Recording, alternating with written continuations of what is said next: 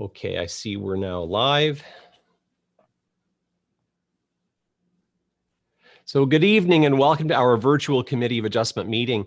On your screen, you'll see members of our Committee of Adjustment. Now, behind the scenes, we have many staff members with us this evening, and even though you won't see them, you will hear them chime in from time to time. Our Secretary Treasurer is Lindsay Stamen, and we also have our Clerk, Elizabeth Fawcett, who are hosting the meeting and running the Zoom platform from behind the scenes. For sure, they are authorized to interrupt the meeting as the need arises. Now, the agenda and the schedules for this meeting have been posted on Dash on the city's website. And if you don't have those documents and you'd like to follow along, then you might want to access them now. So we have 4 agenda items this evening, and I'd like to share with you the format that I'm going to be using to navigate through each application. I'll start by introducing the application, and then I'll give the applicant or their agent an opportunity to add anything further. If you are the applicant or the agent and you have nothing further to add, then just simply say so. Next, I'll invite members of the committee to ask questions of either the applicant or the staff. And then I'll open the public portion of the meeting. Now, at that time, I'm going to invite members of the public to raise their virtual hand in Zoom if they have any questions or comments in respect of the application. If you do have a question or if you wish to make a comment, please don't expect an immediate answer because it's during this public portion of the meeting that we'll be recording your questions and comments, and only after I close the public portion of the meeting will the questions and comments be addressed by the applicant, their agent, or staff. And then next, I'm going to invite the applicant or staff to address the public comments, after which I'm going to turn back to the committee, ask them to make a motion, and then we will deliberate on the application. At that time, if you're the applicant, feel free to leave the meeting. Now, I'm going to be using the same format for each application this evening, and that's pretty much it in a nutshell. Now, if you have a personal interest in any particular application and you'd like to receive written notice of tonight's decision, then please send an email with your name and address to our Secretary Treasurer, Lindsay Stamen. Her email address is lsthamann@cityofkingston.ca. So now I'll call the meeting to order at 5:32 p.m. and I'll refer you to the agenda. So committee members, can I please call for a motion to approve the agenda? So moved by Paul and seconded by Greg. Any discussion? So all in favor, please raise your physical hand. And that would be unanimously. Mr. Chair, to interrupt, I apologize. I need that to include the addendum as well, please.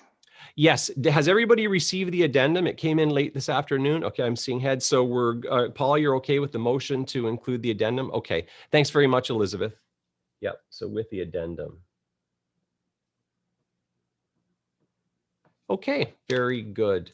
All right, so now we'll move on to the confirmation of the minutes of the February 22nd meeting. I'm assuming everybody's had an opportunity to go through them. I can see some heads. So can I have a motion to approve the minutes? So moved by Paul and seconded by Vincent. Any discussion? None? Okay, so all in favor, raise your hand. Physical hand, that's unanimously carried. All right, are there any disclosures of pecuniary interest this evening? No, I'm not seeing any, so there are none. There are no delegations this evening. We also have no requests for deferral, and we also have no returning deferred items. So now we'll move on to the first item of business for this evening, which is item number 8A. And can I have that read into the record, please? Through you, Mr. Chair, our first application tonight is an application for minor variance at 966 Old Front Road, file number D13-059-2020. Sarah Oldenberger is the city planner on this file, and I will turn it over to her now for a brief presentation. Very good, thanks. And through you, Mr. Chair, can you hear me okay? Actually, no, we can just barely hear you. Right. Oh.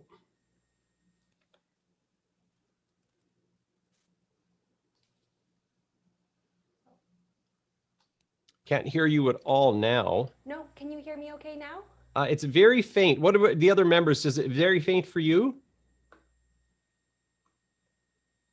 No, so. Paul, can you hear okay? Sorry, now I can't hear you, Paul. It's so, Mr. Chair. So. Is there any way you can increase your volume or maybe move closer to the mic? Is that better? That's a little better, yes. Okay, I'll try to be louder. I'm terribly sorry about that. That's okay. All right, so through you, Mr. Chair, my name is Sarah Oldenburger, and I'm a planner with the City of Kingston.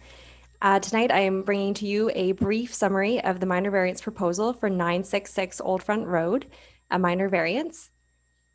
Can we go to the next slide, please? All right, so the purpose and effect of this application is to replace the existing front porch and set of stairs with a new deck on the front of the existing single-family dwelling. The total area of the proposed deck would be 21.3 square meters, so 229 square feet. The proposed deck would project approximately 2.44 meters or 8 feet from the front of the existing dwelling.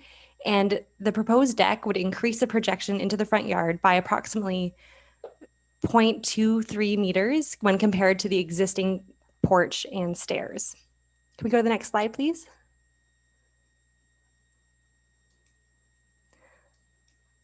All right, this proposal necessitates a variance for the minimum setback from the front lot line for decks more than 0.6 meters and less than 1.2 meters in height above finished grade. So the requirement for that is 3.5 meters, and the proposed is 1.22 meters.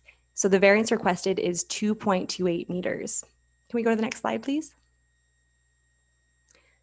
So as you can see here, this is where the subject property is located. So it's at 966 Old Front Road. So it's right by Horsey Bay on Lake Ontario. So the subject property is facing the water, and it is located just south of, I'm forgetting the name of the road right now. I'm terribly sorry, but it's located just a bit east of the Kingston Airport and south of a major road. I guess it'd be Front Road. Yes, Front Road. Sorry, it's a little small on my screen. I'm terribly sorry. I was having a hard time reading that. No, yeah, so it's south of Front Road and Bay Ridge Drive. Can we Okay. go to the next slide, please? All right, and here's the site plan that has been provided by the applicant. So as you can see, the deck would project 8 feet from the front of the house. So the front of the house is before, see how there's bump outs for the windows. So it's even further back than that. So it's starting there and going 8 feet. And as you can see, it is 27 inches above ground level. And as you can see, there's a dotted line here for the picket fence, which is not on the subject property, but on the road allowance for the subject property. And there's the lot line here. So everything is contained within the subject property. All right, we can go to the next slide. All right, so this application has been submitted in consultation with the CRCA. So the CRCA is not having any concerns with this proposal. So it's in compliance with the recommendations set out by CRCA. All right, next slide, please.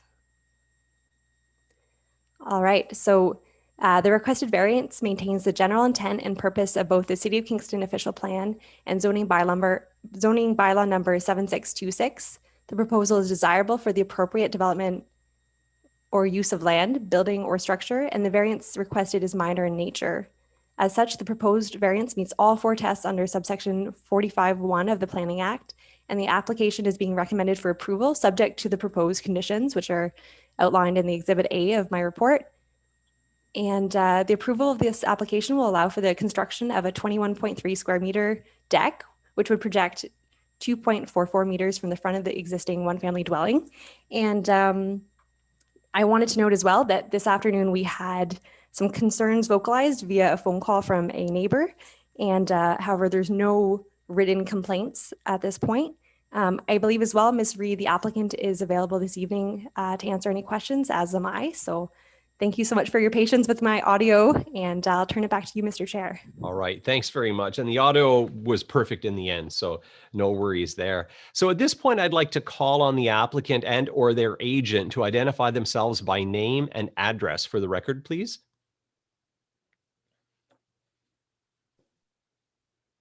Hello, I'm Mary Reed, and I live at 966 Old Front Road, and I'm the applicant for this variance application. Very good. Thanks for being here this evening. Is there anything further that you wish to add to the application that's just being presented here? Well, no, I am trying to improve the outside of my house. It's a very, very old house, and in conjunction with that, I need to do something with the existing front porch. It's in not very good condition. So rather than just replace the existing small porch and steps, I wanted to make an improvement to enjoy the lakefront, which is right in front of the house. So Okay. that's everything. I don't think it's a major. No. Okay, very Yeah. good. Thanks very much for that. Okay, so what I'll do now is turn it over to the committee members and ask if you have any questions of the applicant or of staff. And Jordan? Yeah, through you, Mr. Chair. Ms. Oldenberger, what was the nature of the complaint from the neighbor?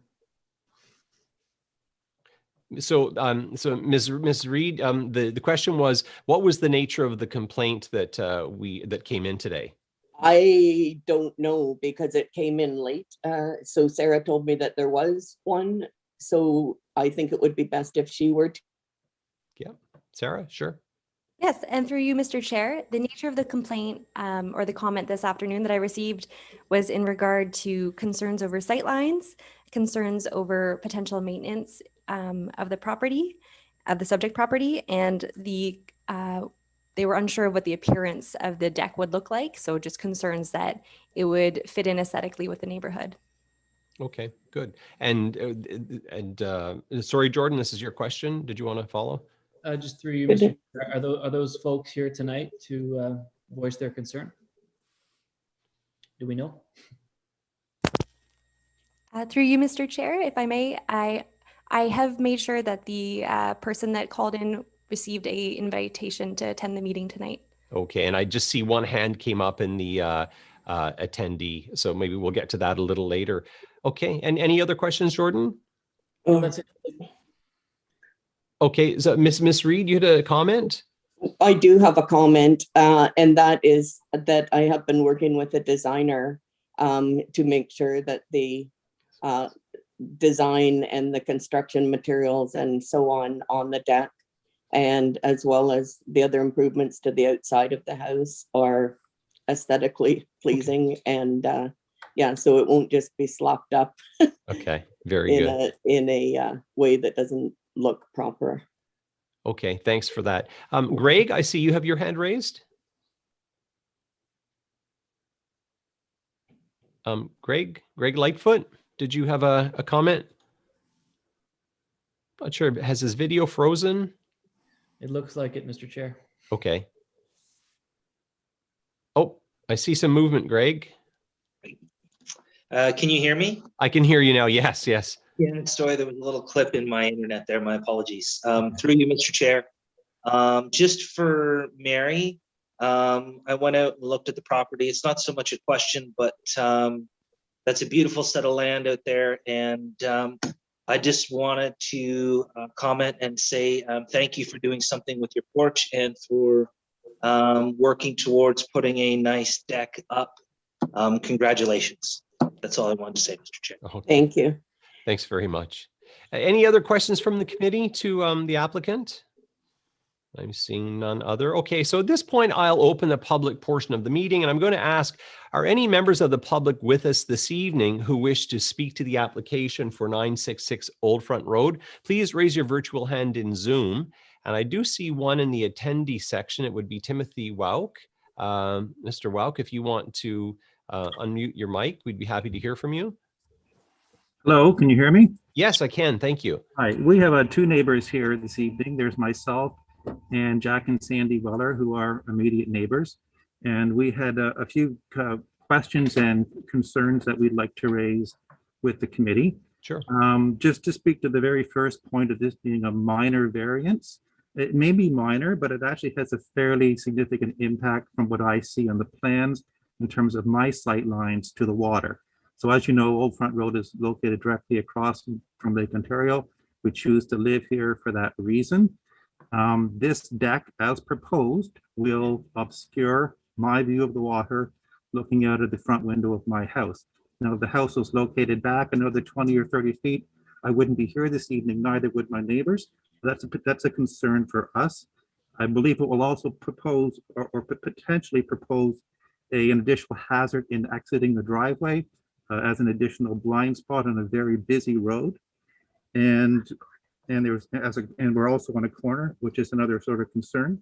And the deck just, we're totally fine with, sort of rebuilding what's there, but this seems to be a sort of disproportionate to both the house and to the neighborhood in terms of the scope of the proposed addition.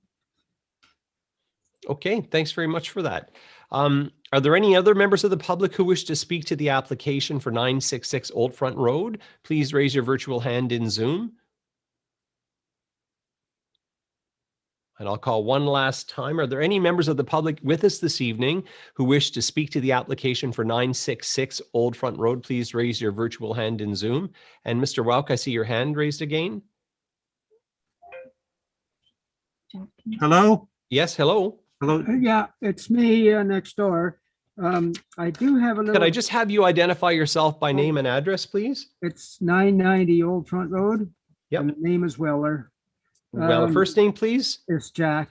Jack Weller. Okay. Yes, sir. I have a question, and I know I have to look after my septic system continually, and I can't have any obstruction or trees or anything near it. Is this deck going over a septic field, or is there, where is it located? The septic field that needs to be looked after. I know I have to look after it.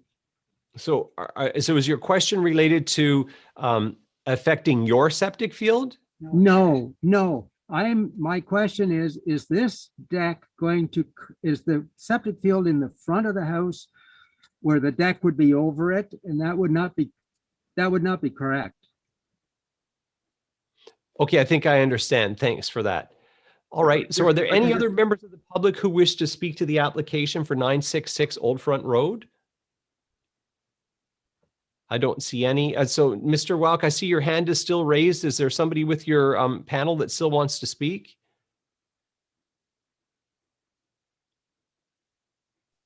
We have another person here who would like to speak. Sure. Yeah. Please identify yourself by name and address. Yes, it's Sandy Weller, and I'm at 990 Old Front Road.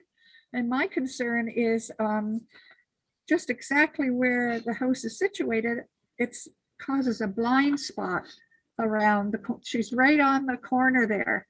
And I'm just concerned that it might make it worse. Cars coming around from Front Road onto Old Front Road.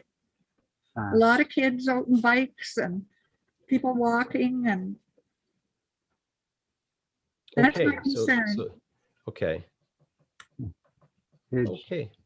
Is there anybody else with your team, Mr. Welk, who wants to speak to this application? Hi, yes, my name is Lori Van Manen. I live at 974 Old Front Road. I agree with the concern about the blind spot having two children. One of them is still in public school, and it is a very busy street now. So I'm worried about the deck extending too far out and posing additional restrictions for sight lines. I also am concerned just about the I don't know what it's going to look like, and it worries me because we can see right out our window. That's our main sight line, as my husband said, to the water, and we see quite a lot of the house. And I'm just worried that it might not be, I'm worried it won't be in keeping with the neighborhood and the existing house as it is, which has quite a lot of character. I'm all for wanting to make improvements, and I think that's a good thing, especially because I know that the front porch is falling apart, and I think it's a good idea to make it safer. I'm just not sure about making it bigger and extending it. How wide is it going to be again? I believe they said it was, well, actually, we'll get to that. I can't answer that question, but we're happy to answer that when I close the public portion of the meeting. Are there Okay. any other comments or concerns you have? No, mainly the sight line. Got it. Visibility. Okay. Yeah. Great, thank you. And so, Mr. Welk, anybody else with your team, or is that? That is that. That is that. Okay, so I'm now going to close the public portion of the meeting, and we're going to turn this over to the applicant or staff to address this. And I saw, Tim, you actually had your hand up for a bit. Tim Park. Yes, through you, Mr. Chair. I was just going to address the one question by Mr. Weller, I believe, that raised about the septic system. I don't know exactly where the septic system is located on Ms. Reed's property, but I can assure Mr. Weller before any building permit would be issued for any sort of built structure, our building services would look for something like a septic system. It wouldn't be issued for construction over a septic system. And then I'm just going to ask Sarah to clarify the actual, what the existing deck depth is now and what is being proposed by the applicant and the delta between the two. I think that'll help clarify a lot of questions that have been raised. Thank you. Good. So, Sarah, did you want to address that? Yes, and through you, Mr. Chair. Can you hear me okay? Very well, thank you. Okay, wonderful. So the difference between what is existing currently and what is being proposed in terms of projection from the house is 9 inches. So just to clarify, if it's okay, maybe I'll share my screen. Yeah. I'm just going to pull up. Elizabeth, in the meantime, did you have a comment? Sorry, Mr. Chair, I'm just going to let Sarah know that she won't be able to share her screen if she needs to. If she wants to go back to her presentation, we can pull that back up. Otherwise, she'll have to send us something by email in order for us to put it up on the screen for her. Okay, understood. Thank you very much, Elizabeth. All right, so so the difference in projection from the house. So right now there's currently a porch and a set of stairs which project 7.5 feet, and what's being proposed is 8 feet projection. So the difference is quite minor. It's only, yes, looks like someone's sharing it there. Yeah, that would be me. Oh, wonderful. So the difference here from what's existing, if you include the steps as it is right now, it's 1/2 foot. And so that should address in terms of how much further out it is. And the width, as you can see here, is 28 feet and 7.5 inches. So spanning the front of the house. In terms of the concern over the blind spot, I had prepared for you to share what it looks like from Google Street View, so you can see the front of the house. But basically, in front of the house, there is a white picket fence, and the proposed porch would be set back, or proposed deck would be set back quite far from the existing picket fence. So it wouldn't project and cause any visual concerns over blind spots on the road. This was the only one I could have. So which, I'm not sure if this could help you in your description. Absolutely. So as you can see, the white and black dotted line, it will be inside of that. So as you can see, so to the north of that, or to the north of that white and black dotted line, the proposed deck will be inside of that. So it'll be very far set back from the front of the road. And as you can see here, just now that you've got this image up for me, as you can see, there's a very generous eastern setback with from the house with the red roof. Yes. And the house is further closer to the lake than the other house to the west. So there shouldn't be any sightline concerns, at least from the east. And because the house is further south than the neighbor to the west, there shouldn't be anything too close in terms of overshadowing or sightlines, given how close the proposed deck is to the front of the house and then the projection of this house compared to the neighboring house on the west. Right. Okay. Very good. All right. So we've talked about the sight lines to the water. there was another comment here about the driveway being a hazard to exit and that there being a blind spot. And through you, Mr. Chair, thank you for that. So because this porch is, or this deck is only projecting 9 inches further than the current steps and porch, there shouldn't be any issues with causing issues backing up. And as you can see, the driveway is continues past the lot line where the black and white dotted line is. So the person should be able to check their blind spots while exiting their driveway without any issues. Got it. Good. Okay, so none of that changes. Okay, so I believe we've addressed all the public comments. All right, so thanks very much for that.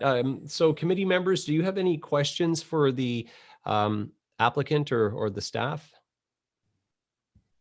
So Jordan? So for greater certainty here, we're talking about a 1/2 foot difference in a deck.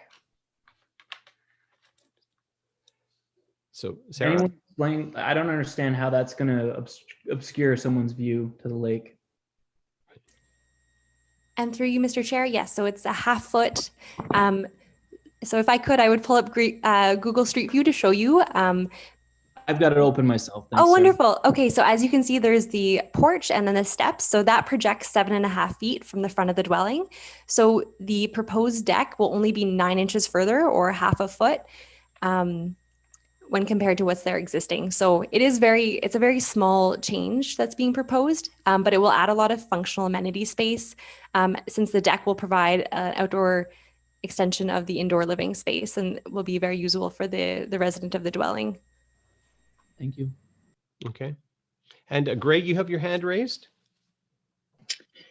Yes, through you, Mr. Chair. To Sarah, I believe it was Timothy who just had mentioned about the sight lines, just like Jordan had just talked about. I do, looking at Street View and having gone by there, I don't really see where the sightline issues really would be, unless they're more of a peripheral than out through the front, the direct front of the house next door. But nonetheless, I do believe Timothy in what he says. Now, I'm for the deck. Is there anything that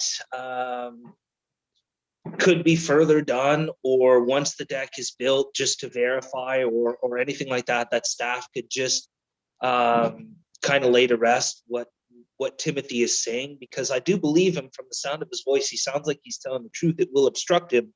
But like Jordan, I can't really see how it would. And I'm just wondering if staff has anything that once the deck gets built, if there's anything that could be done or should be done, or in history that's ever done. Okay, Tim? Through you, Mr. Chair. In terms of sightlines, if transportation traffic becomes an issue, if all of a sudden there is a increase or a number of accidents that take place, then certainly that's something that we would go out and investigate. But unless there was something that would prompt us to do that, we don't really feel through the analysis we've done at this point that there are any traffic or transportation concerns. In terms of personal sight lines, there's no real control one has over that from the property through another person's property. It's not something that planning can control or monitor. So in terms of sight lines to the lake, that is nothing that we can control, but we do review it when we're looking at the proposed application for things like overview and shadowing. And as Sarah has clearly pointed out, it was assessed on that basis. What is before us today being proposed is not seen as having that impact. Thank you, Mr. Chair. Thanks, Tim. So that okay, Greg? Okay, good. Any other questions from the committee to of the applicant or staff? Vincent? Yeah, so on the plan, it looks like it's going to be from one end of the house to the other. How tall is it going to be? I didn't really notice I'm assuming it's not going to be too tall because you wouldn't want to block the windows too much. Do you have that information, Sarah? And through you, Mr. Chair. So the height of the base of the deck, so like where the ground on the deck would be, the walking area is 27 inches above ground level. I don't know if Ms. Reed would be able to share if there's any updates on the design about how high any railings would be. But I don't have that in the plan submitted. Okay. But I do have an image I could send to Elizabeth to share that might give an idea of what it might look like. So Ms. Reed, if you have, do you have any information about the height of the railing? I imagine it will be per building code. Yes, I haven't done that level of detail with the design yet. Okay. But I would imagine it's a pretty standard right height. I don't know. The deck itself is 27 inches off the ground, which is one step down from my front door. Okay. So just on the height alone, and I guess it would just be the deck posts that would be do anything to obstruct any visual from either the road or from my neighbor. I would hope it wouldn't. Sure. In looking at the sight lines, it's, And are there walls? Is there a covered roof that goes over? Oh, it? no, it's just a flat deck platform with posts, and I haven't done the rest of the detail as to whether there would be deck posts all along or whether it would be that plexiglass or glass with just I haven't gotten that far until your committee makes its decision. Okay, yeah, no, that's fine. That's but I can tell you that I am working with a design firm to come up with something to address Lori's concern about it fitting with the nature of the house, and that's my concern as well. Okay. So now this is an artist's rendition done by Tim Torgerson at Reed and Simonson. That's pretty. And that's his visual of what he thinks it may look like.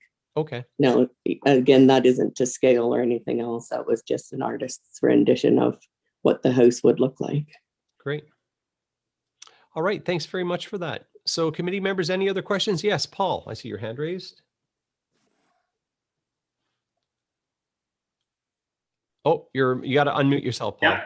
Okay, I just noticed that there's some, I'm looking at Google Maps now, and I couldn't see this before.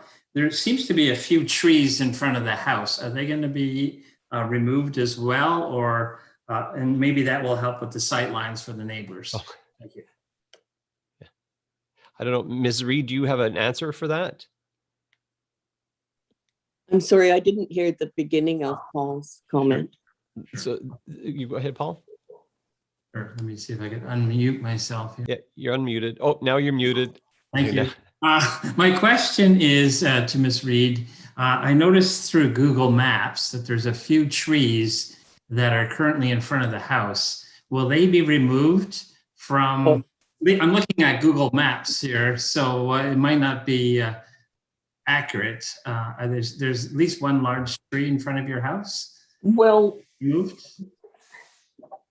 There are some shrubs to each shrub. side of the existing porch, and they would have to be removed. But that's actually a good point, because that is the location of where the deck would be. So, right. Yeah, in terms of actual measurements or whether they project out as far, I'm not sure, but they're pretty healthy shrubs. So yeah, okay. They're large though. So the sight lines might not be all that different when you bring that up. Okay, thank you. Any other questions from the committee to the applicant or staff? All right, so now then I'll turn it over to the committee and I'll ask for a motion. So moved by Greg and seconded by Jordan.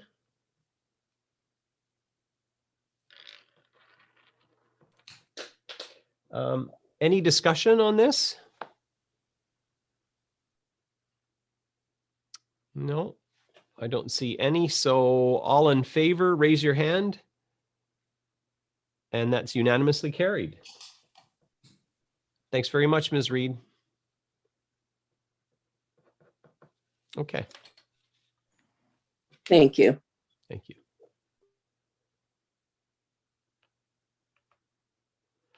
Okay, so our next, Lindsay, can I have you introduce our next item, which is 8B, an application for minor variance? Through you, Mr. Chair, our next application tonight is for minor variance at 9 Birch Avenue. The file number associated with this application is D13068-2020. Niall Odie will provide a presentation on behalf of the city. Thanks.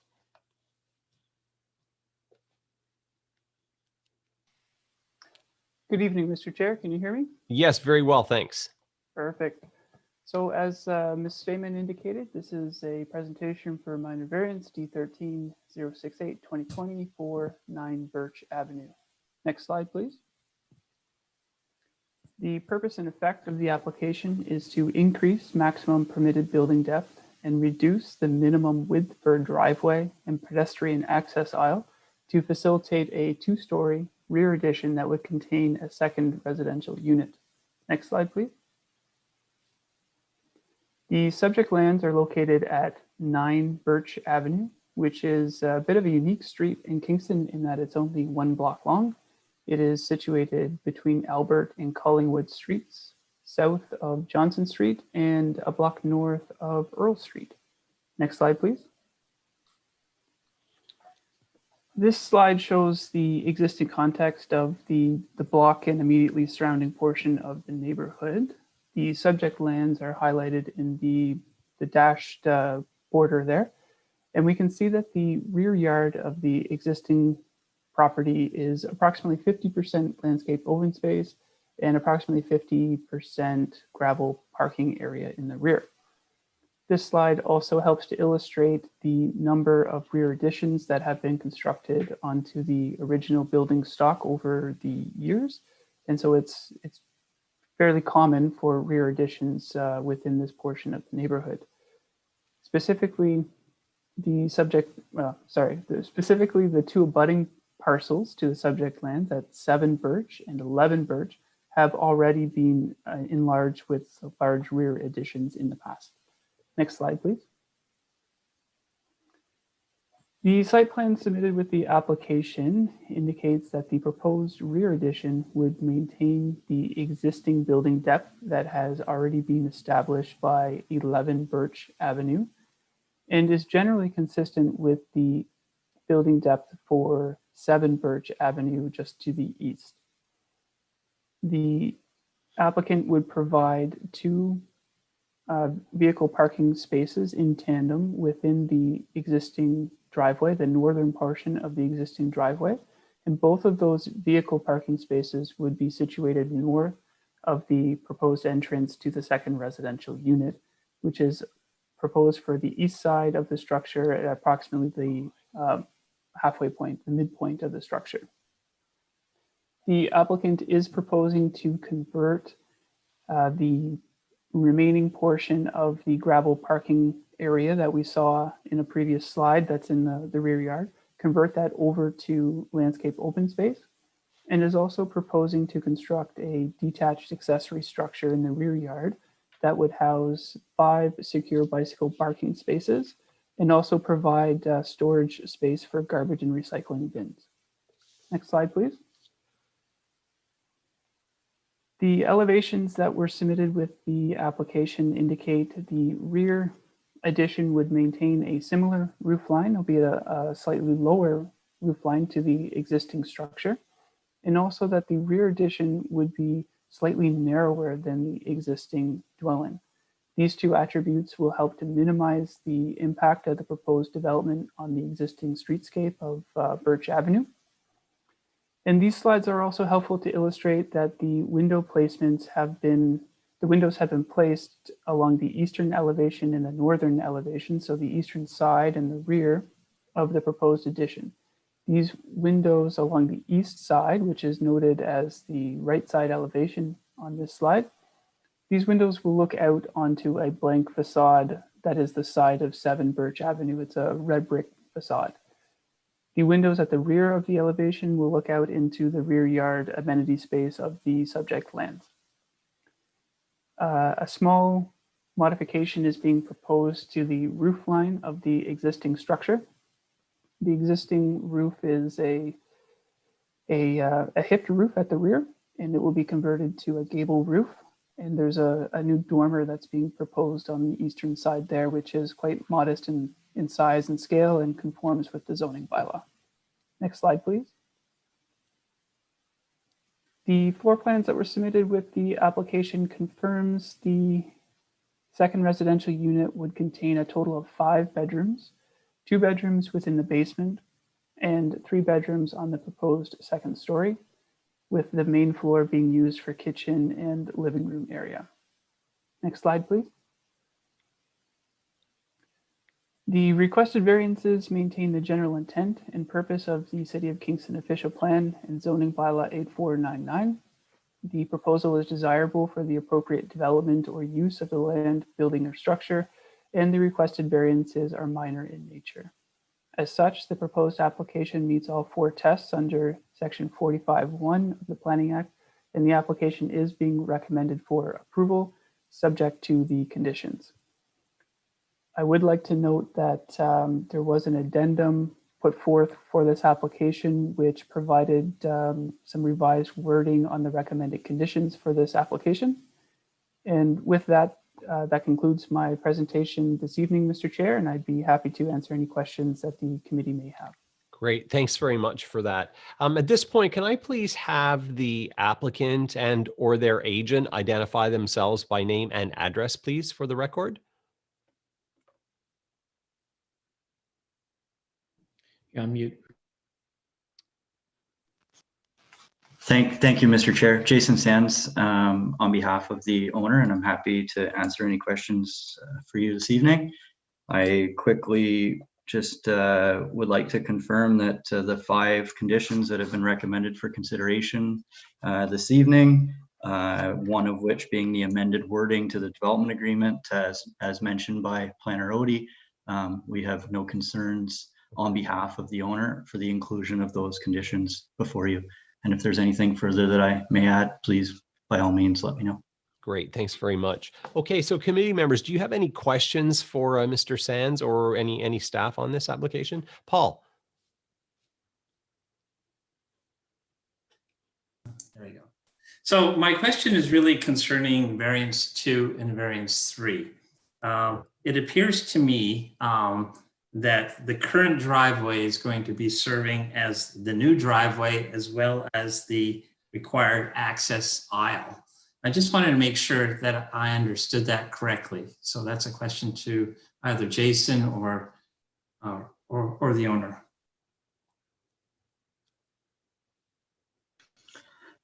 Through you, Mr. Chair. Yeah, thank you for pulling that sketch up.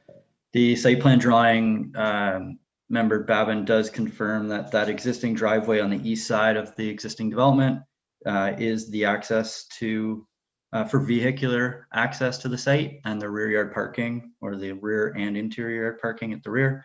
That I'd like to note that both of those parking stalls are located beyond the entrance to the proposed second residential unit, as well as beyond the primary residential unit entrance. So although they're shared with respect to vehicles and pedestrians, should 2 vehicles be located within the existing and proposed driveway, there's still opportunity to garner access into each of those buildings, each unit as a pedestrian.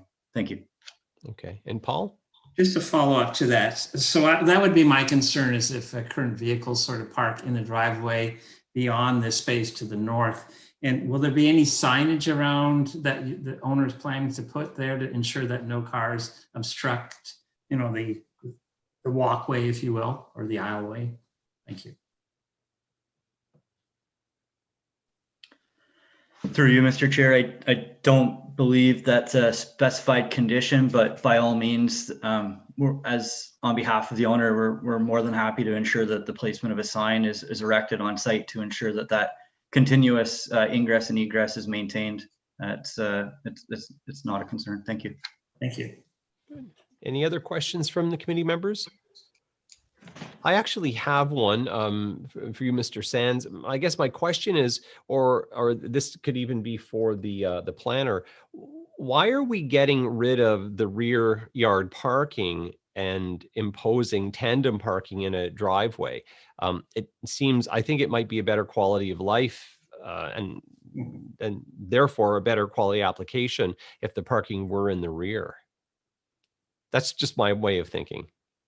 Niall? To you, Mr. Chair, the initial version of this proposed application did seek to extend the driveway farther into the rear yard and to locate two parking spaces, stall parking spaces at a 90-degree angle to the driveway.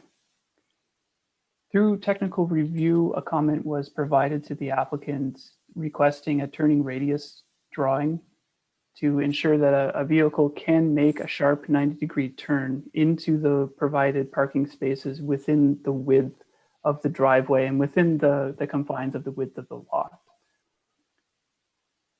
An option was, so that was requested information, but another option that was flagged for the applicant was, or you can consider a different form of parking, either angled parking, or the zoning bylaw does permit tandem parking as of right in sections 5.3 and in section 5.45, which is the specific requirements for second residential units. So there was a bit of a concern in asking for confirmation that putting stall parking in the rear yard was going to be feasible and be able to achieve the maneuverability requirements under section 5.3 for the parking requirements. But tandem parking is a permitted form of parking within the zoning bylaw. Okay, all right. So that's that. Okay, thanks. Committee members, any other questions for the applicant? Yes, Paul. Sorry, am I unmuted? Yes. This is a question to staff. In that area, obviously there's a lot of concern from some residents around student apartments and dwellings and whatnot. Has there been any complaints raised on this particular request? Thank you. Through you, Mr. Chair, a piece of correspondence was submitted this morning, I suppose, and I believe that was included in the addendum package. Not raising any specific concerns with the proposal. I think the comments that came in were being passed along kind of third-party type scenario, so I'm not exactly sure what the actual questions were on the file, but you have the correspondence that I've been provided on the file. So, okay, thank you. Okay. Any other questions from committee members? Okay, so now I'll open up the public portion of the meeting. Are there any members of the public here this evening to speak to the application for 9 Birch Avenue? Please raise your virtual hand in Zoom. So are there any? Oh, I do see Joan Bowie. Yes, Miss Bowie, if you'd unmute yourself and just identify yourself by name and address. Joan Bowie, 414 Albert Street. My comment is the same as it has been previously about similar applications. I would like you to put a condition on the number of bedrooms. We have seen applications such as this go forward and then the number of bedrooms grow.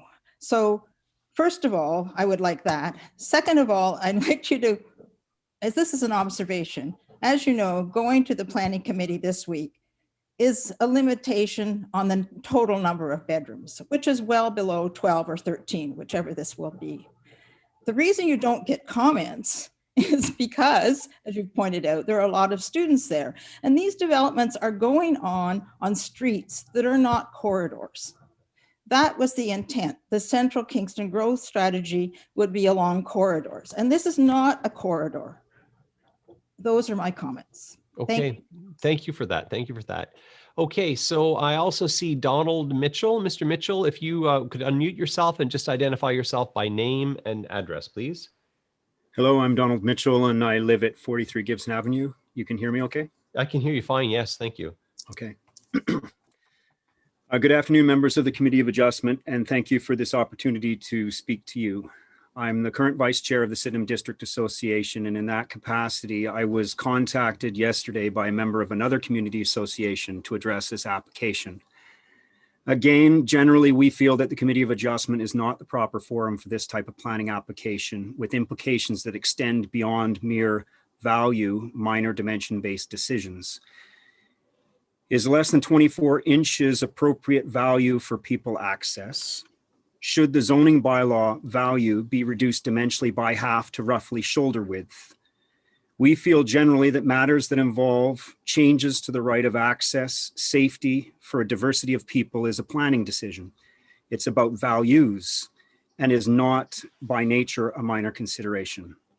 Section 2.6.7 of the official plan, earned term control relating to the passing of an interim control bylaw, is likely the most appropriate manner to address this type of application.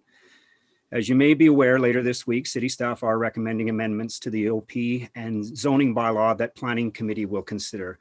Simply put, if approved, an application like the one before you would only permit 8 bedrooms on its lot by those amendments.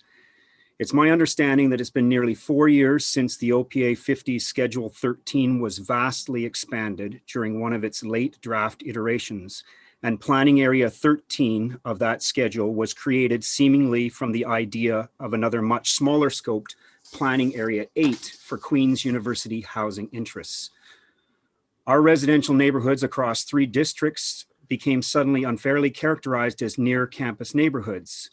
Since no meaningful guidance or control has been applied through the zoning bylaw, secondary plans, or even interim guidelines, bylaws, or enforcement with viable execution, despite the increasing permissions of accessory dwelling units or additional residential units. Continued investment housing pressure for 12+ bedroom sites and impacts of ineffective bylaw enforcement alongside safety and security issues and other concerns for residents in core areas have left some neighborhoods inappropriately exposed to an unnecessary state of flux or transition. One reasonably stable street, like Beverly Street, is now accepting far more than its appropriate share of infill development, while optimal locations at nodes and corridors in the same proximity to draws are largely untapped by missing middle or dense mid-rise housing. And we recognize and appreciate the work of staff and the applicant to have accomplished what they have with this application. And yet, for example, I offer that removing the requirement for site parking and provisioning an appropriate pathway of travel without safety hazard of a shared vehicle and person route would be more in line with other important OP directions, council priorities of climate and sustainability, and universal accessibility. And incidentally, this terminology is misleadingly applied in the staff report. Did universal accessibility intend universal design principles or merely diversity of shared access route for modes, bike, walking, car, fire response, etc.? We're hopeful the Committee of Adjustment considers that this application does not safely or equitably meet access needs for all people, nor does it even attempt to provision diverse housing for all people, evidence online advertising. It's ableist, with an entrance on a shared drive and constrained walkway, and yet it needn't be with a wider scoped planning consideration informed from comprehensive updated policy objectives that deliver more equitable community values. Granting minor variances 2 and 3 shut down that opportunity. This is the wrong thing better. If the Committee of Adjustment approves it with the development agreement and all its conditions, it will deliver housing for able-bodied people of largely one demographic, and appropriate amenity will be provisioned. We all recognize mental health importance during this pandemic. My final question is just, have the basement bedrooms been given the fullest consideration of safety, as with other developments in our area that removed bedrooms below grade due to health concerns? Thank you for your time and consideration. Thanks very much for that, Mr. Mitchell. Okay, are there any other members of the public who wish to speak to the application for 9 Birch Avenue? Please raise your virtual hand in Zoom. And I'll call one last and final time. Are there any members of the public who wish to speak to the application for 9 Birch Avenue? Please raise your virtual hand in Zoom. So I'm not seeing any. So I'm going to close the public portion of the meeting, and I'm going to come back. I actually see Tim Park. Tim, you have your hand raised. I'm assuming you might want to address some of these concerns. Yes, thank you. Through you, Mr. Chair. I'm going to address a couple of the points raised by Ms. Bowie and Mr. Mitchell. This is a minor variance application. It was brought forward as a minor variance application because it met the intent of the zoning bylaw and the policies of the OP. That's what minor variances are for. They met the 4 tests. Staff are of the opinion that they meet the 4 tests. The report that has been mentioned that is going to Planning Committee on Thursday regarding second residential units, it deals with second residential units that are subject to rezoning applications specifically. Okay. And those are the recommendations in that report that are going to change the zoning requirements in the residential areas in the city, as well as the official plan, to make it much more controlled in the bedroom count in rezoning applications. In terms of Committee of Adjustment applications, if they are meeting the 4 tests, and we look at the compatibility with the neighborhood, and as Niall went through his presentation and pointed out, the abutting dwellings in the area have gone through similar additions and variances over the years. So it's supportable by that alone. A suggestion was made by limiting the bedroom count through this variance. Unfortunately, we can't limit the bedroom count through a variance because it has to be linked to an actual variance for yard depth or width. So it can't be linked to that.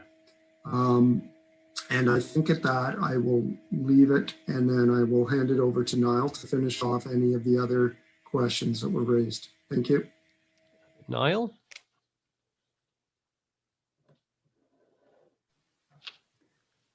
Through you, Mr. Chair. The point from Ms. Bowie on intensification on corridors, I think, is a good point, and one of the goals from Central Kingston Growth Study, and that work is ongoing, but is to identify specific areas for intensification. The official plan does note that second residential units are an appropriate form of intensification within the stable areas that the official plan has identified, and outlines that they are appropriate, and even if they are requiring minor variances, appropriate if the section 2.7, the compatibility criteria, can be satisfied here. So that was, there was consideration put forth in the report to that about the design of the structure, the massing of the structure, the configuration of the windows. We've been working with the applicant to ensure that appropriate amenity space and landscape open space is being provided. We're providing space for bicycles to deal with the intensity of residential use that's being proposed here, and also providing space for garbage and recycling bins, which we know is a common concern among neighborhood residents, that there isn't enough space for garbage and recycling, and it creates property enforcement issues and property standard issues, those types of things. So we certainly are trying to ensure that the land use compatibility criteria are being addressed by this application. Mr. Mitchell had a concern or a comment about whether 0.6 meters is wide enough for a person to walk through. And I would agree that if the pedestrian access for the second residential unit were only being proposed to be 0.6 meters, if it was 2 feet between 2 building walls, and that's the width of someone's shoulders, that wouldn't be appropriate, and that wouldn't be safe for emergency services access, those types of things. The intent with this application is to locate the 2 parking spaces north of the entrance to the unit, and we've reduced the width of the driveway down. So the intention is absolutely that that driveway is free and clear of vehicles vast majority of the time. The only time that a vehicle needs to be in that space south of the entrance to the unit is for coming and going.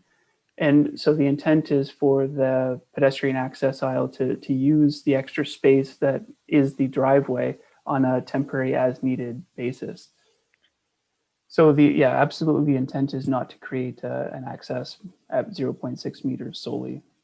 That wouldn't be appropriate or safe. And I think if I'm mistaken, but it looks like all of the comments all the questions that were raised have been addressed. But if I've missed one, please let me know, Mr. Chair. Okay, thank you. Committee members, do you have any questions for the applicant or for staff? Mr. Park answered my questions. Thank you. Okay, thank you. Okay, so I see no other questions. So now I'll pull back to the committee for a motion. Okay, moved by Greg and seconded. Oh, Elizabeth, you had a comment? Sorry, Mr. Chair. I just need to make sure that we address the motion on the addendum first before we go to the business motion. Okay, so the motion on the addendum, everybody has received a copy of the addendum? Mm-hmm. Okay, all right, so can I have somebody move the motion for the addendum? Okay, so moved by Greg and seconded by Paul. Any discussion on that? Okay, so all in favor, raise your hand. That would be 1, 2, 3, 4 carried and 1 opposed.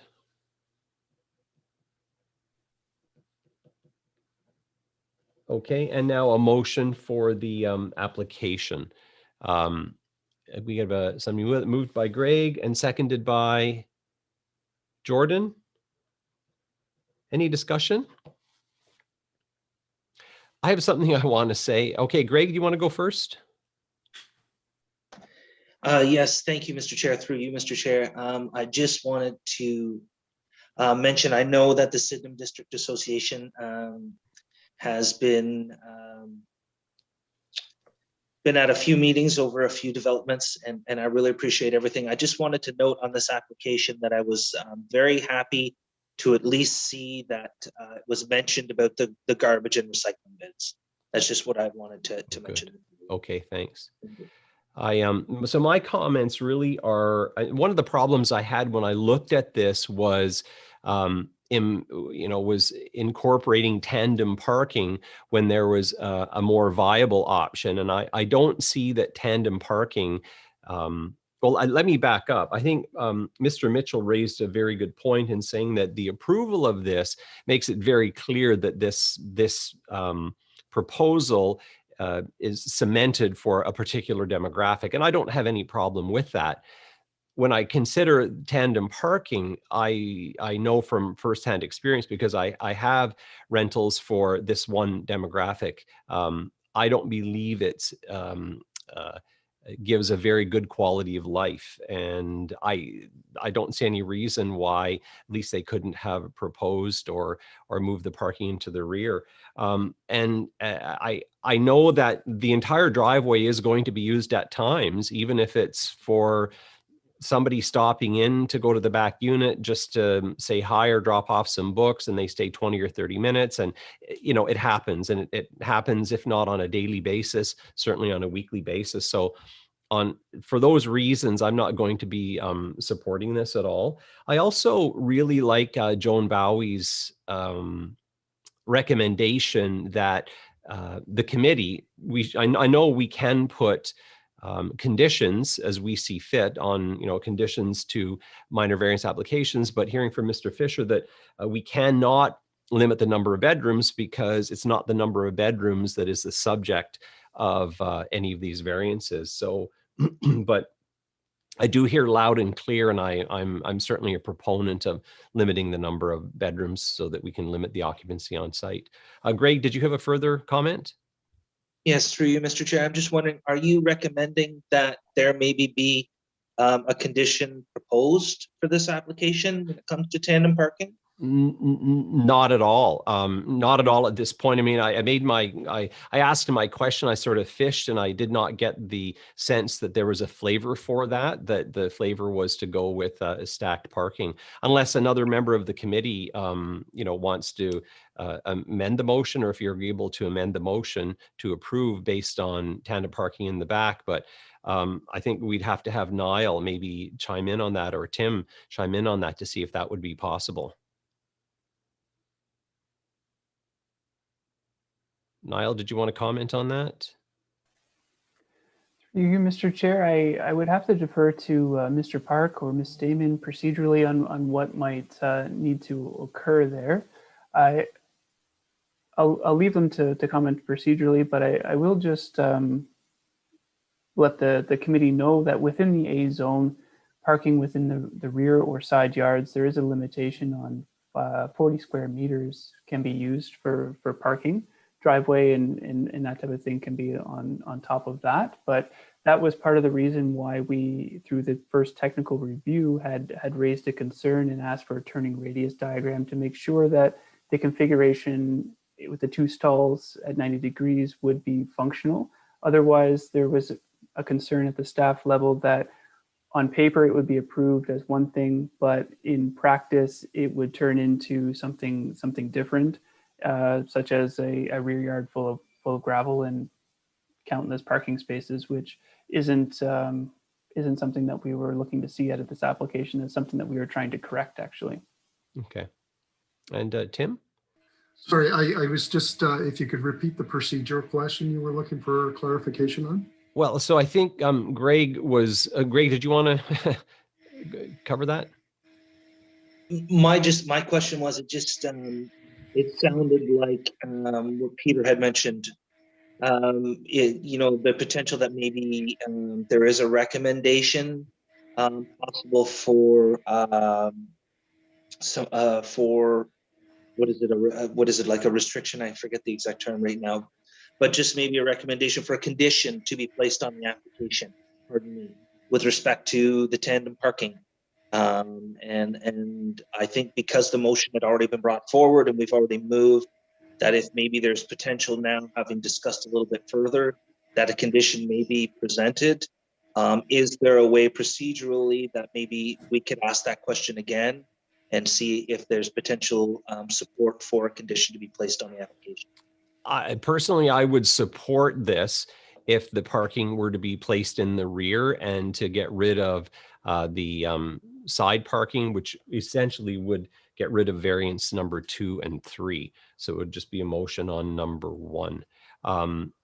Lindsay, are you able to comment on that?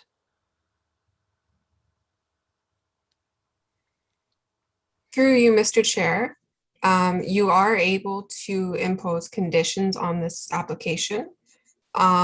If your condition is a reconfiguration of the parking spaces, I think that may be better suited to a deferral and to bring back a new proposal with a new site plan. Okay. That would take into consideration how the newly configured parking spaces impact other requirements of the zoning bylaw. Okay, that's fair. All right, and Niall, you had a comment, and I see you, Jason, as well. So. Yes, thank you, Mr. Chair. I just wanted to offer a point of clarification for yourself. If the parking were shifted to the rear, you might consider support for it, as it might get rid of variances 2 and 3. I just wanted to clarify that variances 2 and 3 are required because the driveway and the pedestrian access aisle need to be essentially co-located.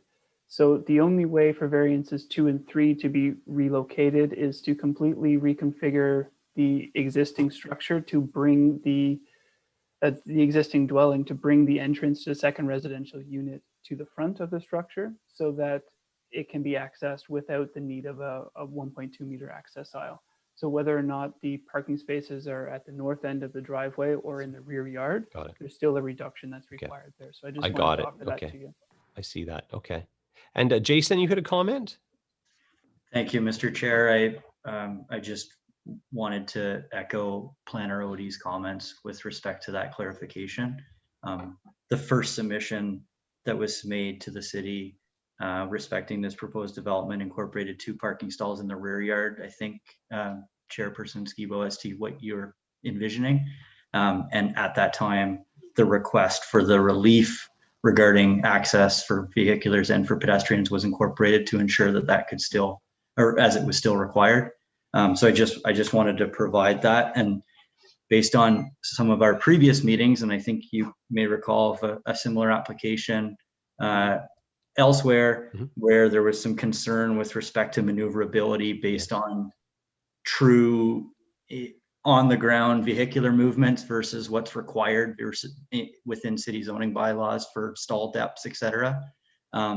For that reason, we believe that the in tandem parking, which is an as of right permission within the zoning bylaw and not subject to the variance, was a more applicable or appropriate consideration given this lot configuration and the existing side yard that exists between the existing dwelling and that eastern interior side lot line. So I appreciate the opportunity for clarification. Okay. And thank you. Good, thanks for that. Okay, committee members, what are your thoughts? Any other discussion on this, or do you want to take it to a vote, or you want to change the motion to defer? Paul? Oh, you just muted yourself, Paul. Okay. Mr. Sands mentioned a few other applications that we've had quite recently, and one of them was the driveway width as well as the access, aisle access for pedestrians. And that was my concern a few weeks ago when we had a similar application. It is today. It's around variance 2 and 3. And I know we can't ask for a signage for no parking in the driveway, but if the applicant wants to put one in, I would value that. Okay. The issue that was raised by the District Sydenham Association is around the density in this area. And that's something beyond the scope of, I think, the Committee of Adjustment. And we have to look at what the actual bylaw is and the variances that were put forward to us and vote on those. So whether it has a bad taste in your mouth or not, I think in my mouth it does, but I'm going to support it based on the staff report. Got it. Okay, very good points. Thank you. And Vincent, you would comment? That was more like a question. I was just wondering, I don't know if there's an answer for this, but are the neighboring properties, are they going to be similar in types of dwellings where there are 2 secondary units with similar amounts of bedrooms and space? It's a good question. Maybe Niall or maybe Mr. Sands might have some clarification on that. I can answer this, Yeah, Mr. please. Chair, and Mr. Sands, if he wants to jump in afterwards. The structure to the west at 11 Birch Avenue, it does have 2 units in it now. I don't know how many I don't know how many bedrooms are in that structure now, but it is the same building depth as the subject application. The structure to the east at 7 Birch Avenue, I believe it has 1 unit in there now. Again, I'm not exactly sure how many bedrooms are in that unit, but 7 Birch Avenue did go through some planning approvals in the mid 2000s to put an addition on and to add additional bedrooms in those types of things. But I believe it does have 1 unit in there now. Okay, good. And Greg? Yes, through you, Mr. Chair. I'm just with respect to, I mean, if someone has the property and the means to build and manage 12 bedrooms on the size of property there, I'm okay with that. I'm okay with the development as it is and the addition. With that, and also with respect to what Paul said, I'm with Paul on that. I mean, with respect to the official plan, if city staff has reviewed the application with respect to the official plan and has moved forward with it to bring it to us, then I think that we are the right place, and I support staff in what they've done for that. With that being said as well, if there was a way or a motion to defer this to the next meeting as well with respect to discussion about the parking and or maybe just providing a little bit more time, I would be in support of that. And that's all I want to say. Okay. Any other comments? So right now we have a motion to approve. I don't know if you want to vote on that, or if maybe you want to amend that to a motion to defer. Yep, Paul? I will motion to approve. I'll support that. You support it? Okay. So, all right. So then I'll just call for the motion now. We've had our say. So all in favor of the motion to approve, raise your hand. So 3 and against. And okay, so that gets carried. All right. Thanks very much. So.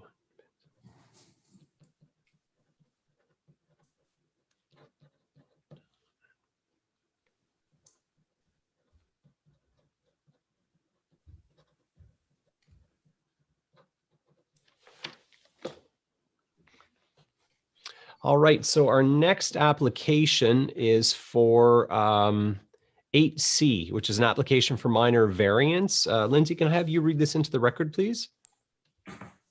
Through you, Mr. Chair, this is an application for minor variance, file number D13065-2020 at 124 Baden Street.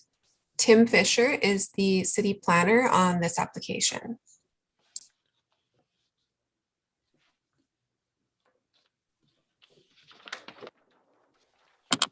Hello, Mr. Chair, committee members, public. Oh, just hold on 1 second here. There we go. So we have a minor variance application at 124 Baden Street, application number D13065-2020. Next slide, please. So the applicant is actually proposing to demolish the existing 1.5-story. Oh, I'm on video here. Existing 1.5-story single detached dwelling and rebuild a new 2-story single detached dwelling with 2 units on the existing basement foundation. So what the applicant is wanting to do is to more or less remove the existing dwelling that's there, use the existing building footprint and build a full 2-story dwelling with 2 units. 1 unit would be in the upper portion, and the main unit would actually be on the 1st story and basement. Next slide there, please. As you can see here on the key map and the photos on the left, this is a corner lot. And it will have some presence, obviously, along Portsmouth Avenue on the corner of Baden and Portsmouth. The 2-story dwelling that is proposed is in keeping with existing 1.5 and 2-story dwellings that are along Baden Street. Next slide here, please. On the left-hand side, you see the existing building footprint and also the existing detached garage and the 2 parking spaces in front of the garage. And on the right, you see the proposed 2-story dwelling. If you look at the measurements, you actually see that they're keeping the existing setbacks that are currently in place and also the existing footprint. And I want to stress that they are keeping the existing footprint here. The only thing that is changing are the actual stairways and entrances. So as you can see, there are 2 entrances that are proposed for each of the units. And again, the 2-story dwelling is going to be built on the existing footprint. So the building isn't going to be enlarged at all based on what's there now. It's only going to be higher than what's there. And the height of the proposed dwelling is actually complies with the maximum height requirement of the particular zone. Next slide there, please. The existing floor plans, as you can see, the basement, your standard laundry room, mechanical. The main floor, we got 3 bedrooms and a 4th bedroom up on the half-story or in the attic area type of thing. So next slide. So the proposed floor plans we see here, the basement has a living room. It does have 2 bedrooms in there. The main floor, we do have 2 additional bedrooms. So the first unit is going to have a maximum of 4 bedrooms, and the upper story unit is going to have a maximum of 2 bedrooms. So currently there are 4 bedrooms within the existing structure, and there's going to be a total of 6 bedrooms in the new build. Next slide. Okay, and as you can see here, the proposed elevations, they are complying with the maximum height of 10.7 meters, and that's to the ridge line of the roof to finished grade. The building, again, is on the existing building footprint, and they're trying to keep an architectural look that is going to be similar to buildings within the neighborhood as well, too. So in order for the reconstruction here, the variances are technical in nature because we are they are, as of right, able to demolish the existing building and rebuild a 1.5-story building. Now, because they are building this a full 2nd story, that's what triggers the minor variance here. And that's why they actually require the variance for the front yard setbacks. So the front yard setback along Portsmouth Avenue, and also the minimum side yard width along Baden Street. And again, the projections into the yards for Baden Street and for Portsmouth Avenue is to accommodate the front steps and the landing for each of the units. So the variances are considered minor, as the reconstruction of the dwelling and the full 2nd story will be constructed on the same foundation as the existing 1.5-story dwelling. The proposal will not be any closer to lot lines than what currently exists now. The height of the dwelling will comply with the maximum height requirement of 10.7 meters. And the variances to reduce the maximum projection into yards will provide safe access into the principal units and the secondary unit. The proposal will not have any anticipated negative impacts on the adjacent residential uses, streetscape, or the traffic.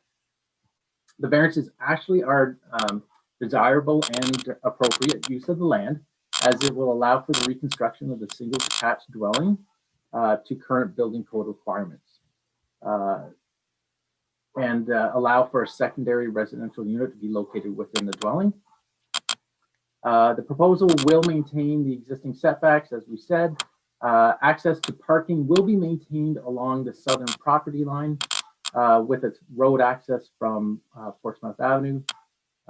2 parking spaces are maintained within the driveway, and the existing detached garage will provide storage of household items and bicycle storage if needed. The scale and massing of the 2-story dwelling will be very similar, like I said, to other 1- and 2-story dwellings within the residential neighborhood there. There are existing deciduous trees on the property and other landscaping which will assist in buffering the dwelling from Portsmouth Avenue and also from the abutting residential uses.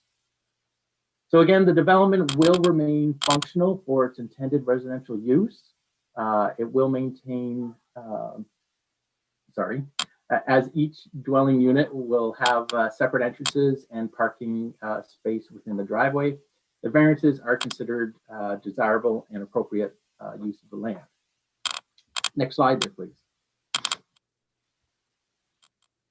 So the recommendation, the requested variance or variances maintain the general intent and purpose of the City of Kingston official plan and zoning bylaw number 8499. The proposal is desirable and appropriate development for the use of land, building, or structure, and the requested variances are minor in nature. As such, the proposed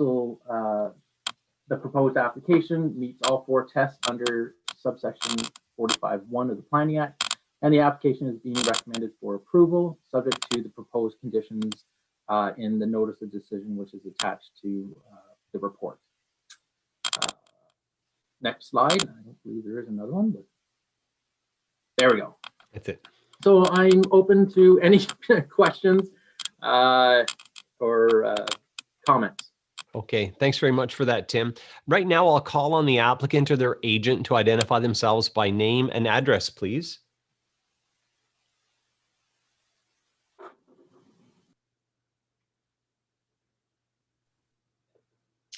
Hi, thank you, Mr. Chair. My name is Paul Doherty from 25 Grange Street in Kingston, and I am the applicant. Thank you for hearing and considering my application tonight. I don't really have anything additional to add, but I'd like to say that the existing structure is in much need of an overhaul, and my application proposes just that. I also believe it supports smart infill on a corridor, as it's right across from the St. Lawrence College and the Providence Care Hospital. It's also right on an express bus route. Thank you. Great, thanks very much. Okay, so I'll turn it over to the committee. Do you have any questions for the applicant or for the staff? No questions? Okay, so now I'll open up the public portion of the meeting. Are any members of the public here this evening to speak to the application for 124 Baden Street? Please raise your virtual hand in Zoom.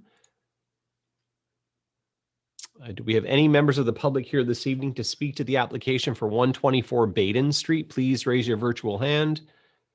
And I'll call one third and final time. Is anybody here this evening to speak to the application for 124 Baden Street? Please raise your virtual hand. I'm not seeing any, so I'll close the public portion of the meeting, and I guess we'll bring it back to the committee for a motion. So moved by Jordan and seconded by Paul. Any discussion? So all in favor, raise your hand. And that would be unanimously carried. Paul or Greg, you had your hand raised. Did you have a comment or? No? That's okay, Mr. Chair. Thank you. Okay, thank you. All right, that's carried. Thanks, thanks, Mr. Doherty. Thank you. Thanks, everybody.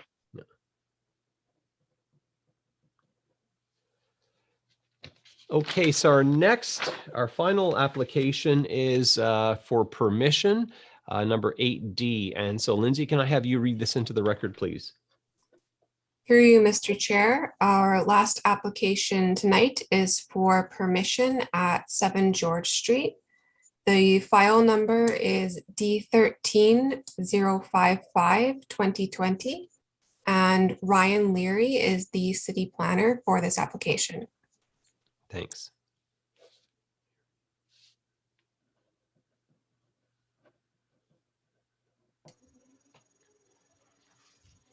Good evening, Mr. Chair. My name is Ryan Leary. I'm the Senior Heritage Planner with the city, but tonight I have the pleasure of presenting a application for permission on a property in the beautiful village of Berryfield. Can I have the next slide, please? So the proposal before you today is to facilitate the expansion of a legal non-conforming accessory building in order to provide the owners additional storage space and private studio space. The application specifically is to allow the enlargement of an existing accessory building to increase the height by 1.8 meters of the building and to decrease the side and rear yard setbacks by 0.05 or 5 centimeters. This will allow the about 50 square meter building to expand in volume. The owners wish to stabilize the existing foundation, so they'll be pouring in a new foundation, thus elevating the building slightly and requiring some of these permissions. The setback reductions for the side and rear is to accommodate a new board and batten profile siding, which, as you may know, has a bit of a thick profile to it. So they need that extra space. Next slide, please. Yeah, so as I mentioned, this property is in the Berryfield Heritage Conservation District. It is south of Wellington Street and on the west side of George Street. You can see the blow up here. I would point out while we're looking at this slide, the location of 412 Wellington, which is just to the northwest of the subject property. These particular folks have submitted a letter of support, which is in your agenda package as in the addendum package. In support of this application. Next slide, please. So this is a blow up of the site plan. I note that north is actually to the right. The property is sort of sideways. The accessory building that we're looking at today is in the top of the screen, noted as a one-story accessory building. The property is approximately 381 square meters in size with 23.5 meters of frontage on George Street. Currently, as you can see, that accessory building is encroaching and actually right up against some of the property lines, particularly the north property line currently has an eave trough that encroaches across the property line. And through this restoration or renovation, that situation will be corrected to remove that encroachment. The house on this property is a two-story heritage building built sometime in the late 19th century. And as I mentioned, the property is designated as part of the Berryfield Heritage Conservation District under Part 5 of the Heritage Act. Next slide, please. So this slide is shown from George Street as looking at the property with the two-story dwelling to the left and the enlarged accessory building on the right. Some of the ghosted in lines show the current pitch of the accessory building, which is proposed to be increased to allow some storage space on the upper floor, or the upper space. Also ghosted in here is a building addition that was approved through this committee. Some members may remember an application in 2019 at this address to allow actually the previous owners of this property to build an addition to the main house. The current owners value their open space a little more and have chosen not to encumber it with a large addition. They simply would like to allow their existing building a bit more usable space and are choosing to renovate that building instead of enlarging it with a big addition. So next slide, please. This is a view of the building from the interior courtyard. They're looking at French doors to allow greater space for their studio use. The floor plan before you shows the single floor building. I just note that they're not proposing another dwelling unit in here or commercial business, simply private space for recreation and storage. Next slide, please. So our recommendation is for approval of this permission application with the conditions that are in your agenda package. The application is consistent with the general intent of the official plan, particularly section 9.5.13, which are the 8 criteria for the expanding of a legal non-conforming building. And the general intent of the zoning bylaw. The particular building predates the existing zoning bylaw. The proposal will not increase the intensity or change the nature of the existing residential use of this building. It will not adversely impact the heritage character or of the structure or the Heritage Conservation District. I would note that a heritage permit was approved for this proposal, vetted through Heritage Kingston and approved by council. So the heritage impacts of this proposed development have been assessed and approved through that body.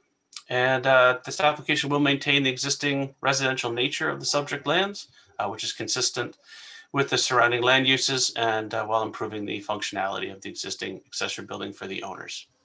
And I believe the agent for the applicant is present, Mr. Chair, and I think I saw the owners present as attendees as well.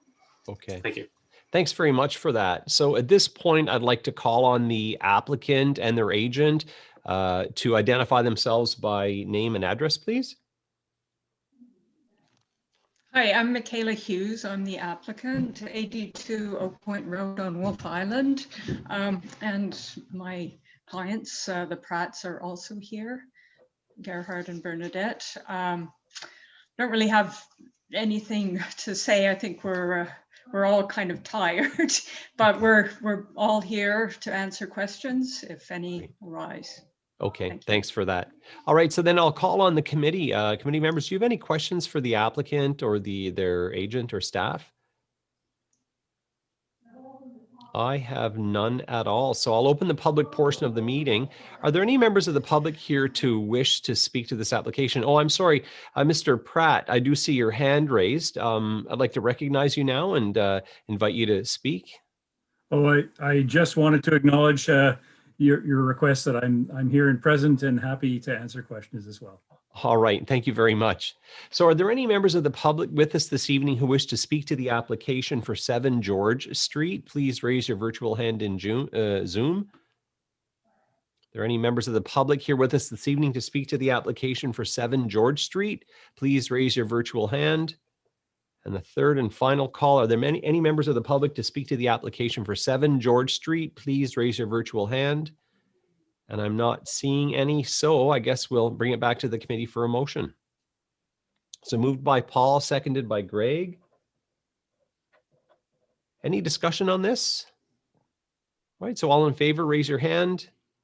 And that is unanimously carried. Thanks very much. Thank you.